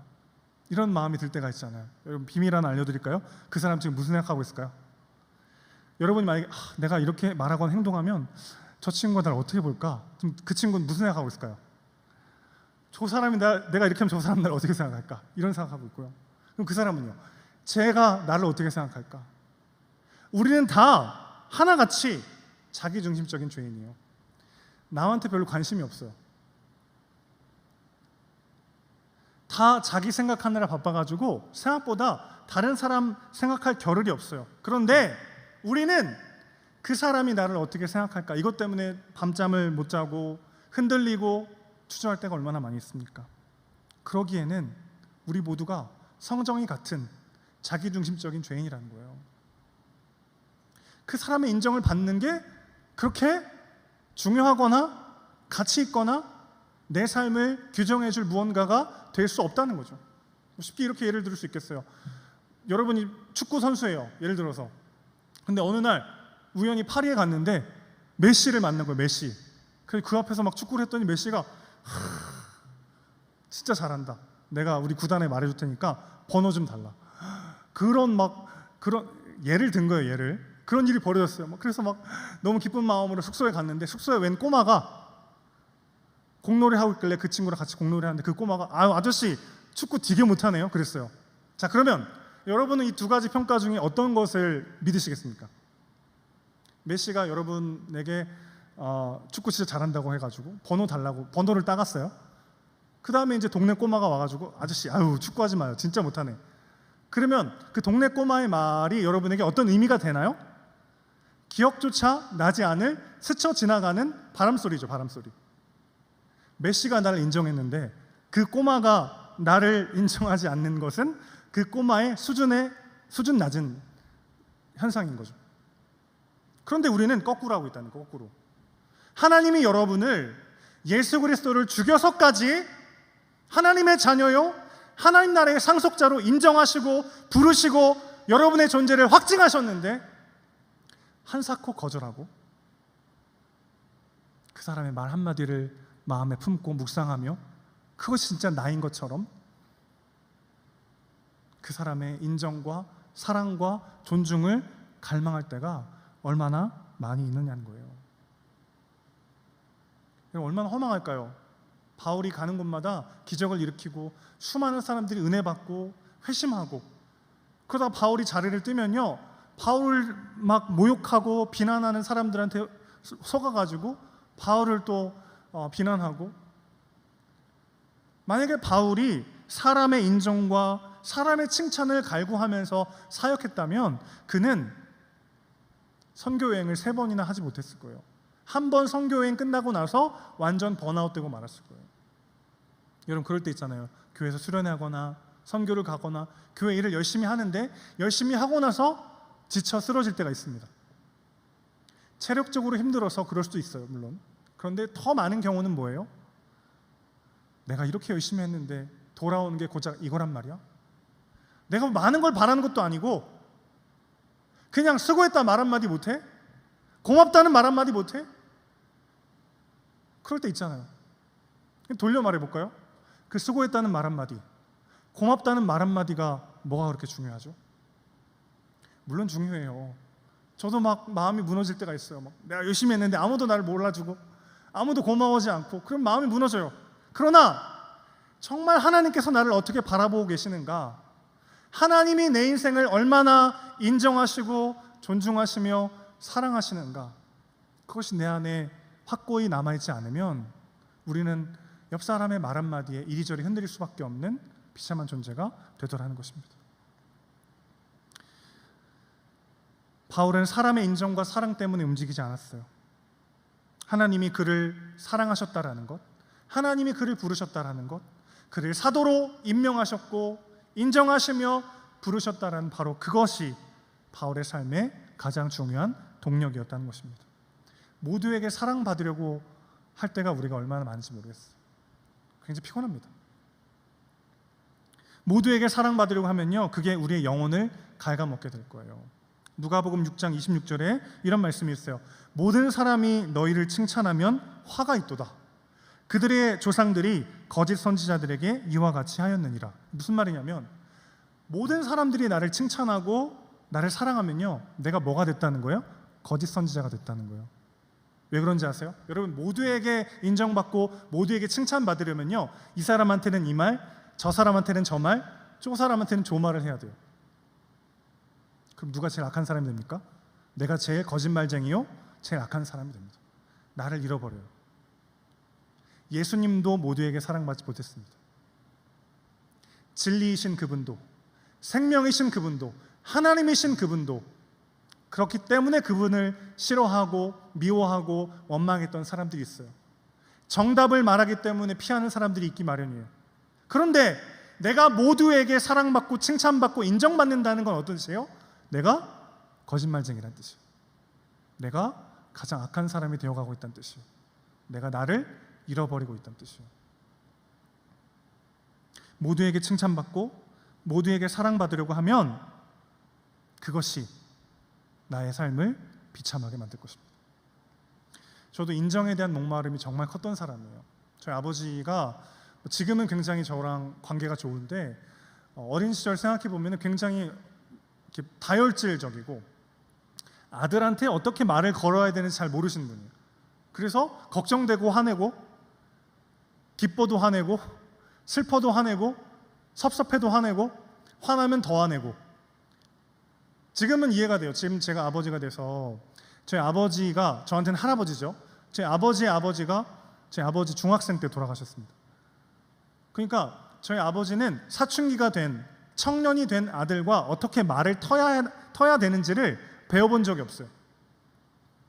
그래서 가장 빠르고 가장 쉬운 감정인 분노로 늘 자기의 마음을 표현했던 거죠. 걱정돼도 막 화내요. 어느 날은 제가 막 토요일날 밤 늦게까지 막 교회 사역하고 교회 청소하고 막 차량 운행하고 교회 교사 봉사하고 성경학교 준비하고 집에 가는데 아버지가 뭐 하는데 이제 들어오냐고 막 화를 내시는 거예요. 지금은 이렇게 들려요. 걱정했다로 들리는데 그때는 너무 억울한 거죠.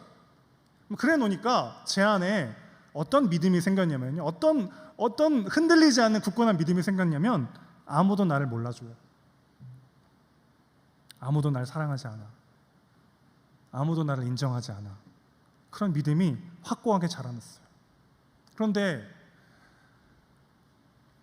그 인정에 대한 갈망 때문에 너무 힘들다가 지금 제가 사역하는 교회, 은혜의 동산교회에 이제 부임해서 1년이었나 2년 정도 되는 해에 특별 새벽 기도를 한 적이 있습니다. 이렇게 본당에 있으면 저쯤 앉았어요. 이렇게 기도하는데 음성은 아닌데 거부할 수 없는 마음의 감동으로 하나님이 저에게 이렇게 말씀하시는 거예요. 사랑하는 아들아, 내가 다 안다. 사랑하는 아들아, 내가 다 안다. 그날요, 제가 그 교회 부임한 지 얼마 안 된 전도사가 막 저쪽 앉아가지고 막 엄청 오열을 하면서 그때 제 마음에 이렇게 박혀있던 응어리 하나가 씻어 내려가는 것을 경험했어요. 나는 아무도 나를 모른다고, 아무도 나의 공로와 나를 칭찬해주지 않고 나의 공로와 어떤 그 모든 것들을 아무도 모르고, 그래서 뭔가 더 인정받아야 될 것 같고 더 잘해야 될 것 같은 조급함이 내 안에 있었는데, 글쎄 하나님이 나를 아신다고, 하나님이 내가 어떤 삶을 살아왔는지를 아신다고 하시니까, 그래, 주님이 기억하시면 족하구나.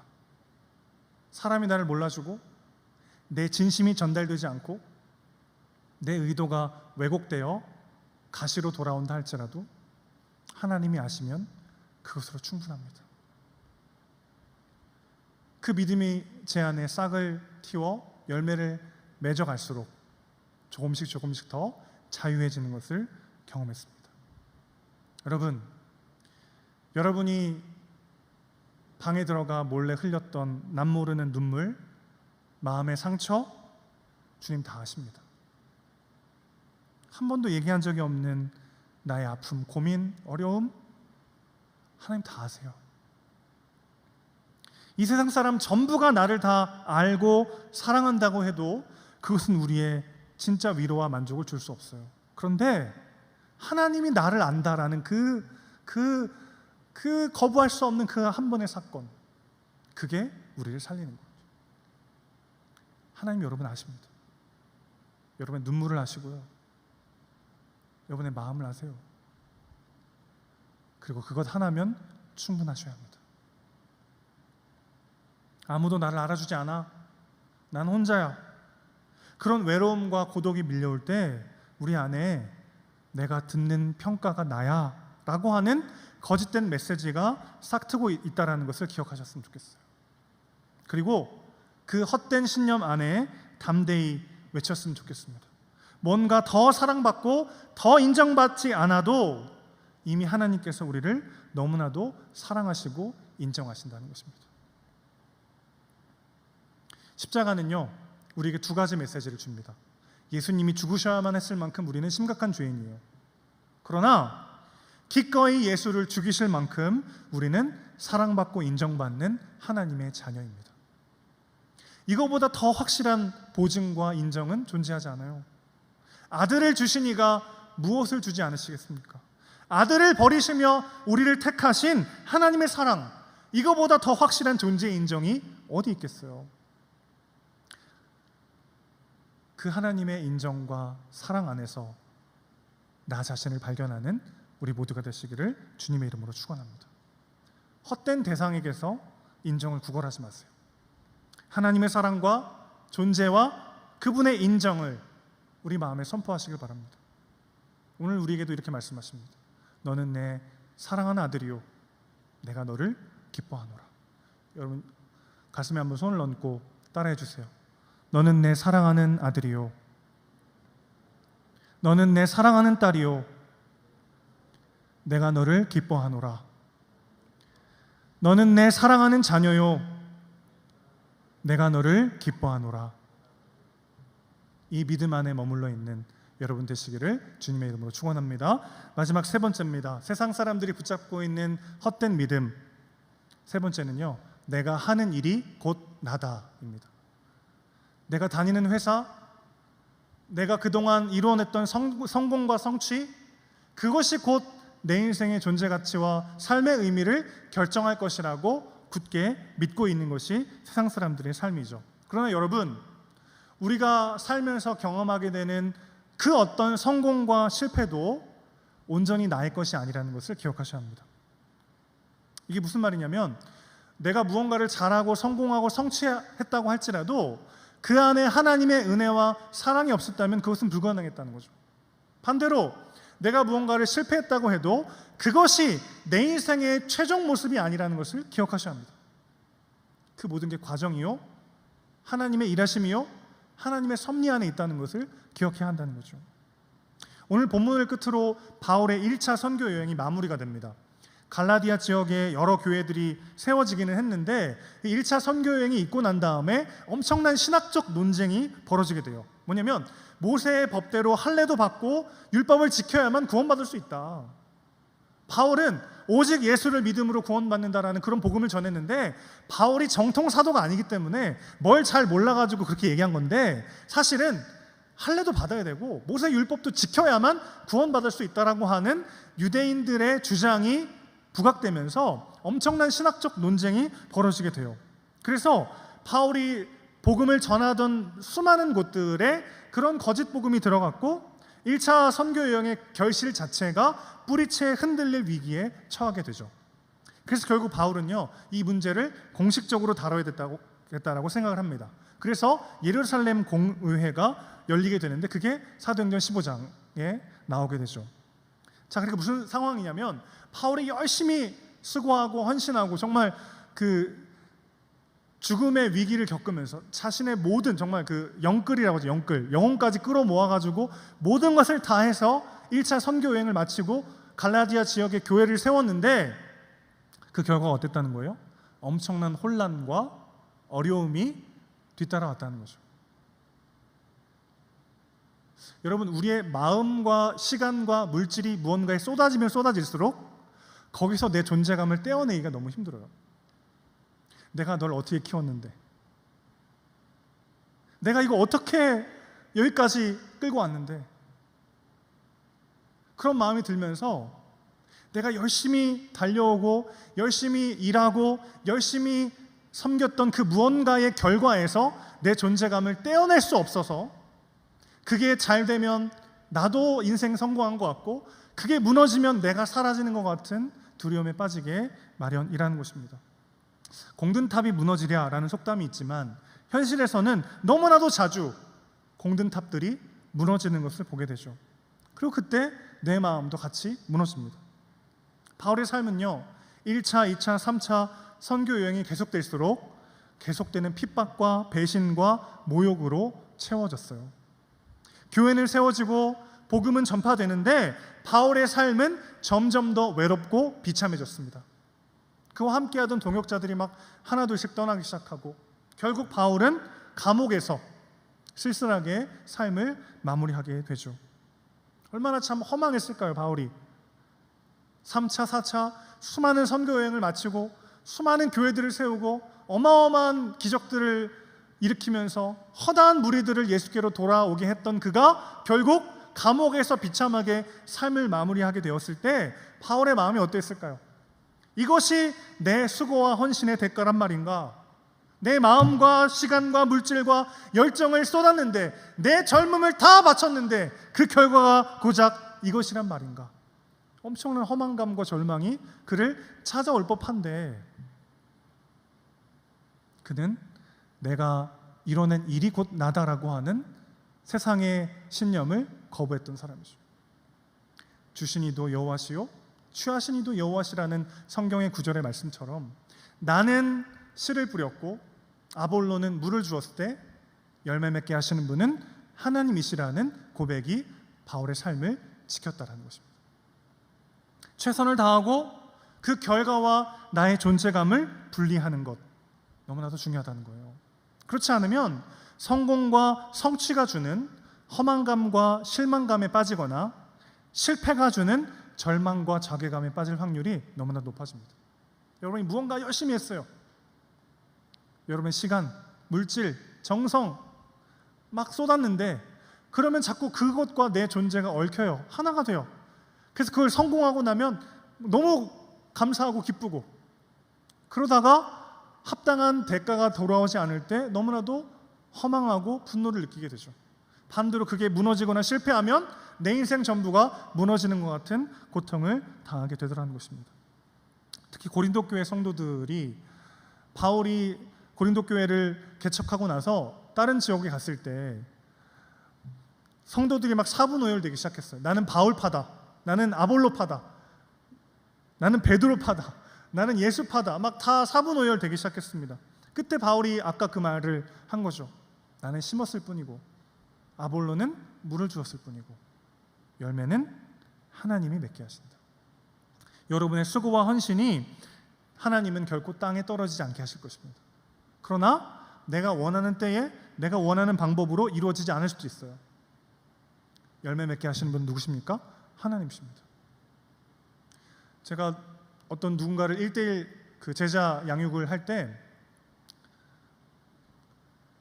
어떤 성도님이 이렇게 별로 그렇게 막 오랜 시간 들이지도 않았고 막 그렇게 막 열정을 쏟지 않았는데도 막 너무 은혜를 받고 변화되는 모습을 보면서 되게 놀랐던 적이 있어요. 그런데 그분이 끝나고 다음 분을 하는데 앞에 했던 분보다 훨씬 더 많은 시간과 열정과 막 에너지를 쏟았는데 맹숭맹숭하고 변화되지 않는 모습을 보면서 되게 막 허망하고 막 화가 나기도 하고 이 사람이 준비 안 돼서 그렇지 뭐. 그러다가 또 누군가가 변화되면 역시 죽지 않았어. 그런 막 착각에 빠져 있었던 적이 있습니다. 그런데 지나 보니까 이런 거더라고요. 누군가가 내가 어떤 양육을 하고 말씀을 전하고 신방을 하고 그래서 막 은혜 받고 변화됐다면 내 앞에 이미 누군가가 씨를 뿌리고 물을 줬던 사람들이 있는 거죠. 그 사람이 변화되는 열매 맺는 그 시간에 내가 그 사람을 만났기 때문에 열매를 맺는 거죠.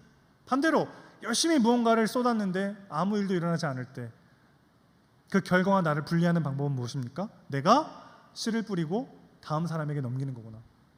내가 물을 주고 다음 사람에게 넘기는 거구나. 열매 맺게 하시는 분은 하나님이시구나. 여러분의 성공과 실패가 여러분의 삶을 규정하지 않게 되기를 주님의 이름으로 축원합니다. 예수 없는 성공과 예수 없는 실패는 둘 다 똑같이 여러분을 무너뜨릴 것입니다. 마치 내가 이 모든 것들을 내 힘으로 한 것처럼, 내 힘으로 이룬 것처럼 착각할 때 우리는 여지없이 무너지죠. 그리고 오늘 경험하는 실패가 내 인생을 끝장낼 것처럼 굳게 믿을 때 다시 일어설 수 없는 절망 안에 빠지게 되는 것이죠. 둘 다 그리스도께서 우리에게 말씀하신 것은 전혀 어울리지 않는 것이죠. 여러분의 믿음 어디에 있습니까? 예수 안에 있습니까? 아니면 여러분의 성공과 실패 안에 있습니까? 예수 안에 여러분의 믿음이 머물기를 주님의 이름으로 축원합니다. 바울이 왜 그런 비참한 상황 속에서도 견뎌낼 수 있었을까? 고린도전서 15장 19절에서 그 힌트를 좀 찾아봤는데요. 만일 그리스도 안에서 우리가 바라는 것이 다만 이 세상의 삶뿐이면 모든 사람 가운데 우리가 더욱 불쌍한 자이리라. 무슨 말이냐면 부활이 없다면 우리가 제일 불쌍한 사람들이죠. 그러나 부활이 있기에 우리는 가장 영광스러운 사람들입니다. 이것이 바울의 고백이었다는 거죠. 여러분에 묻고 싶어요. 부활이 없다면 가장 비참할 그런 인생을 살고 계십니까? 영원한 하나님의 나라가 도래하여 영광스러운 부활의 몸을 입고 그분과 영원토록 왕노릇하기 위해서 그날의 영광을 위하여 오늘 조금 더 갖고 조금 더 인정받고 조금 더 성공하기 위하여 몸부림치는 그런 수준의 삶을 거절하고 그 영혼의 가치를 쫓아 살아가고 있냐는 그런 질문이죠. 그런 삶을 살아간다면 부활이 없을 때 가장 비참한 존재가 되고 말 것입니다. 그러나 부활이 있기 때문에 가장 영광스러운 삶으로 부름받게 된 것이죠. 부활이 없어도 그래도 살만한 인생, 부활이 없어도 그닥 섭섭하지 않은 인생이 아니라 부활이 없다면 가장 비참할 인생 살아내는 우리 모두가 되길 소망합니다. 여러분의 그 모든 소유와 인정과 성공의 잣대가 이 말씀 되시기를 주님의 이름으로 축원해요. 부활이 없다면 가장 비참할 인생, 부활이 없다면 가장 불쌍할 인생. 하나님, 저 그런 인생 살기 원합니다. 부활 없어도 나름 섭섭하지 않고 나름 괜찮고 나름 살만한 인생, 그 정도 수준에 만족하지 않게 하시고 부활이 없다면 가장 비참하고 가장 불쌍할, 그러나 가장 예수 닮은 영광스러운 부활의 몸을 입을 하나님 나라 백성으로 살아내는 우리 모두가 되시기를 주님의 이름으로 축원합니다. 내가 가진 것이 곧 나다, 네가 가진 것이 곧 너다라는 세상의 헛된 믿음을 물리치면서 소유가 아닌 사명으로 사는 우리가 되길 소원합니다. 네가 듣는 평가가 곧 너다라는 세상의 거짓된 가르침을 거부하고 더 많은 인정보다 하나님이 이미 나를 인정하셨음을 기억하고 그것으로 살아내는 우리 모두가 되길 소원합니다. 내가 하는 일이 곧 나다라고 하는 거짓된 가르침을 거절하고 불확실한 내일 앞에 하나님이 그 모든 것의 주인이심을 고백하면서 나의 성공과 실패가 오직 하나님의 부르심 안에 해석되는, 그렇게 부활이 없다면 가장 불쌍하고 비참하지만 부활이 있기에 가장 영광스러운 인생을 살아내시는 저와 여러분 되시기를 주님의 이름으로 축원합니다. 아멘. 함께 찬양하겠습니다.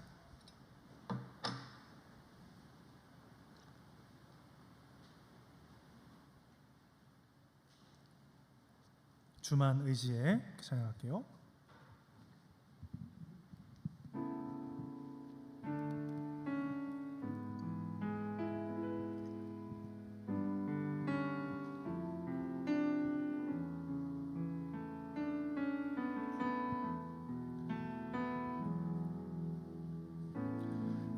의지했던 모든 것 변해가고 억울한 마음을 거저가네.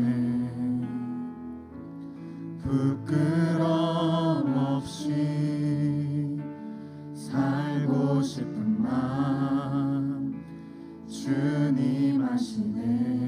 모든 일을 선으로 이겨내고 모든 일을 선으로 죄의 유혹을 따르지 않네.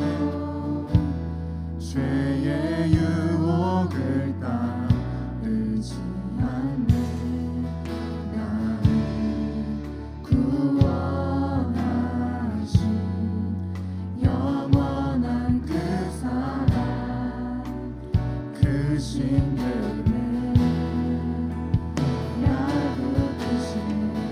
주어진 내 삶에 주어진 내 삶이 작게만 보여도 선하신 주 나를 이끄신 몸에 진심을 보시는 주님만 따르네. 날 택하신 주만의 지혜 우리를 상황에 무너질지라도 예수 능력이 나를 붙드네. 보이지 않아도 주님만 따르네. 내 평생 주님을 노래하리라. 모든 일을 선으로 이겨내고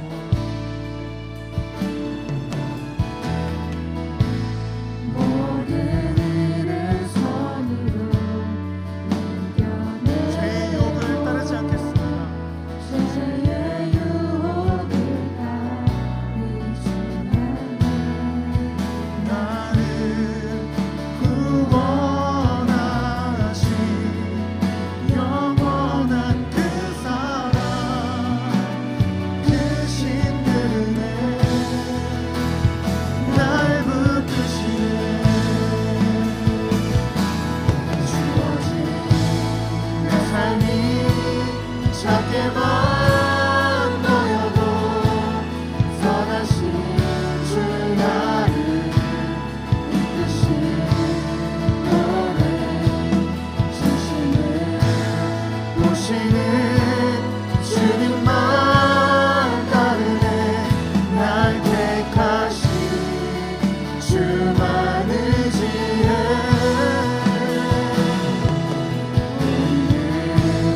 상황에 무너질지라도 예수 능력이 나를 붙드네. 보이지 않아도 주님만 따르네. 내 평생 주님을 노래. 다시 한번 고백할까요? 주어진 내 삶이 주어진 내 삶이 작게만 보여도 선하신 주 나를 이끄신 몸에 진심을 보시는 주님만 따르네. 날 택하신 주만의 지혜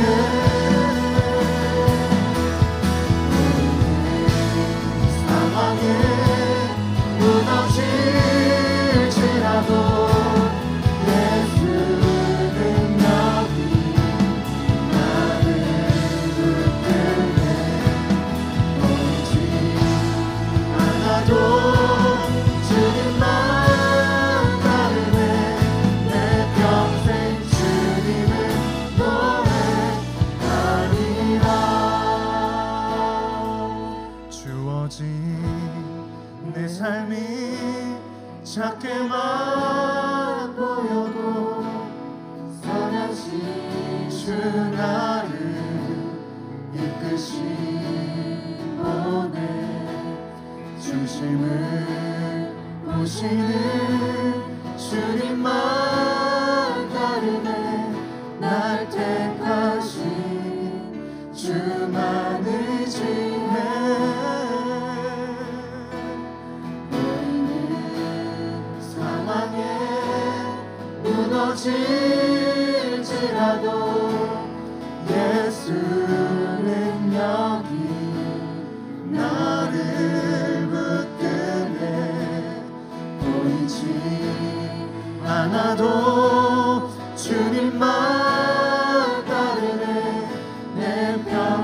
주님을 노래하리라. 보이지 않아도 주님만 따르네.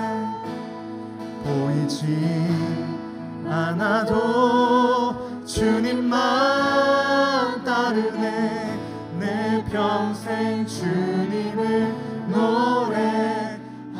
마지막으로 한 번 더 고백합시다. 보이지 않아도 보이지 않아도 주님만 따르네. 내 평생 주님을 노래하리라.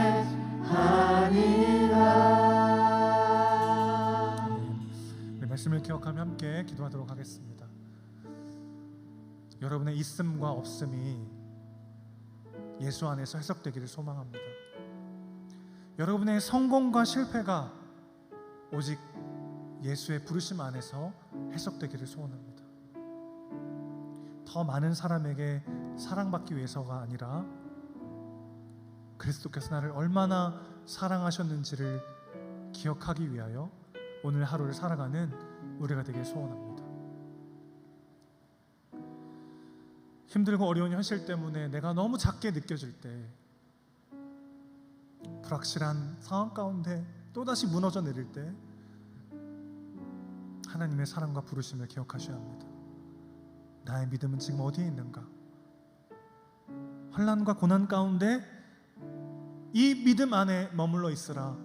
오늘 우리에게 말씀하시는 하나님의 말씀을 기억하면서, 주님, 내가 의지했던 모든 것들이 변해가고 숱한 억울한 상황들이 계속되고 나의 연약함 때문에 마음이 무너져 내리고 쌓아왔던 그 모든 것들이 무너져 내리는 현실 속에서도 오직 그 주님의 사랑과 부르심 안에 우리의 믿음이 머물러 있기를 원합니다. 나의 있음과 없음이, 나의 앉고 일어섬이, 나의 성공과 실패가 오직 그리스도의 사랑 안에서 해석되는 나의 삶이 되게 하여 주시옵소서. 우리 말씀을 생각하며 함께 기도하도록 하겠습니다. 하나님 아버지, 오늘도 우리의 믿음이 어디에 있는지를 돌아보기 원합니다. 그리스도의 사랑과 부르심 안에 우리의 믿음이 머물기를 원합니다. 왜 나에겐 이것이 없는 것인가? 왜 이것밖에 없는 것인가? 나의 있음과 없음 때문에 교만하거나 절망하지 않게 하시고 그 모든 것이 그리스도 예수 안에서 해석되는 우리 삶이 될 수 있도록 도와주시고, 더 많은 사람에게 인정받기 위해서, 더 많이 사랑받기 위해서 몸부림치는 비참한 인생이 아니라 하나님이 나를 얼마나 사랑하셨는지를 기억하고 하나님이 내게 주신 존재의 확증과 그 보장을 받아 누리며 오늘 하루를 살아낼 수 있도록 나의 성공과 실패가 하나님의 부르심 안에서 온전히 회복되고 해석되는 우리 중심을 모시는 주님, 우리의 믿음이 오직 예수 안에 머물게 원합니다. 오직 예수 안에 우리의 믿음이 머물게 하여 주시옵소서. 환난과 고난과 실패와 어려움 가운데 세상 헛된 것들에 우리의 믿음을 뺏기지 않게 하시고 우리의 믿음이 오직 주님 안에 머물 수 있도록 아버지 함께 해주시옵소서. 무너질지라도 예수는 여기. 환난과 고난을 예수 안에 우리의 믿음이 머물고 주님만 의지하며 주님만의 신뢰가 나오는 우리 삶이 될 수 있도록 아버지 함께 하여 주시옵소서. 다시 한번 찬양합시다. 주어진 내 삶이 작게만 보여도 선하신 주 나를 이끄시고 내 중심을 보시는 주님만 따르네. 날 택하신 주만 의지해. 오늘 상황에 무너질지라도 예수는 여기 나를 붙들네. 보이지 않아도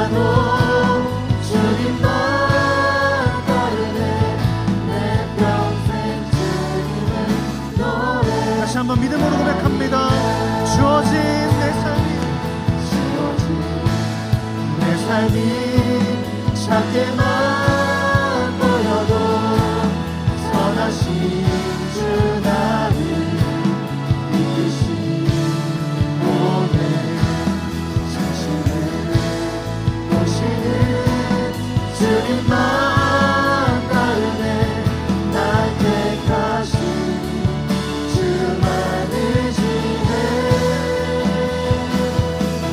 보이는 상황에 무너질지라도 예수는 여기 나를 붙드네 보이지 않아도 주님만 따르네 내 평생 주님을 노래하리라 보이는 상황에 무너질지라도 예수는 여기 나를 붙드네 보이지 않아도 주님만 따르네 내 평생 주님을 노래하리라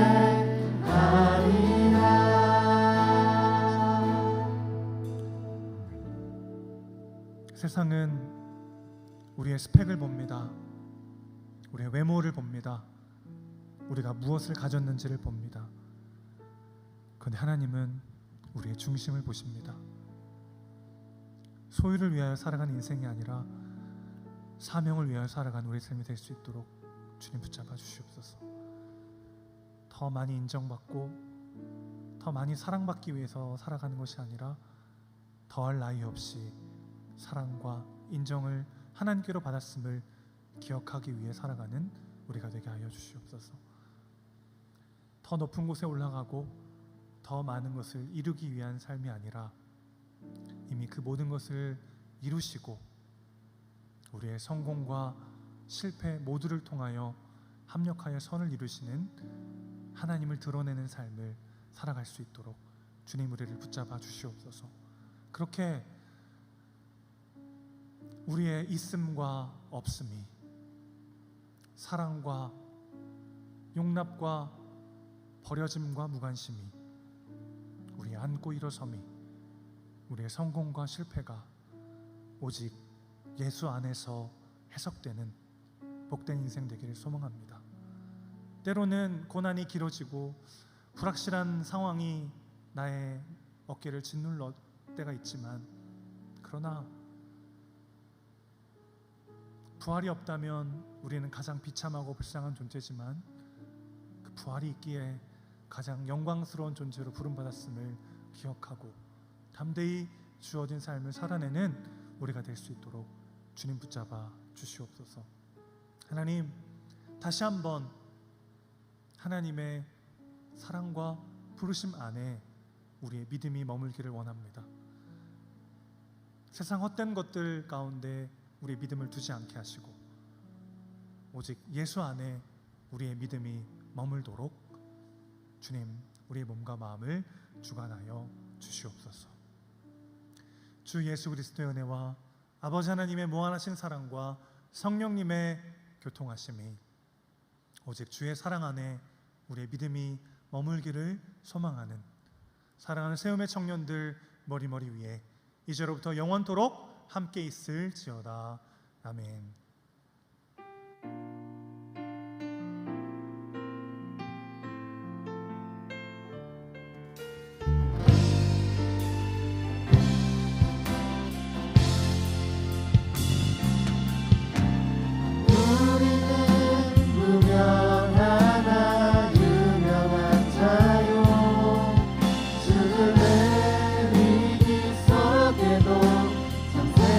가졌고